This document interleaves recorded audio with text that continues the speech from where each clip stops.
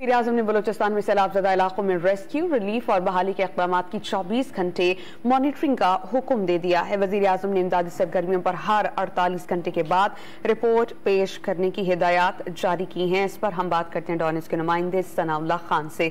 सनाउल्लाह, बताइएगा क्या जो है वो सेट किया गया है डेकोरम और क्या कुछ हिदायत जारी की गई हैं?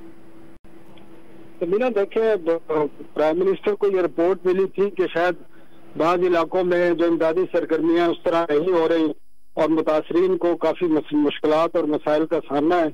इसके बाद वजीर आजम ने इसका सख्त नोटिस लिया है और 24 घंटे मॉनिटरिंग की हिदायत की है और खासकर बलूचिस्तान, केपी और जनूबी पंजाब जहाँ पर मुतासरीन ज्यादा है सैलाब से और जिनको नुकसान हुआ है। और ये भी रिपोर्ट थी कि बाद लोगों को खाने पीने की अशिया, पीने का पानी, इसके अलावा जो हेल्थ की सहूलतें वो पूरी तरह नहीं मिल रही, जिसका नोटिस लिया। वजीर आजम ऑफिस में मॉनिटरिंग यूनिट एक कायम कर दिया जो 24 घंटे काम करेगा।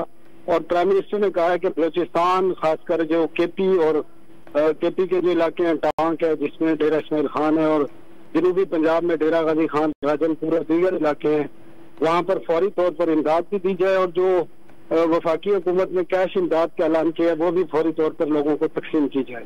जी सनाउल्लाह खान, बहुत शुक्रिया आपका।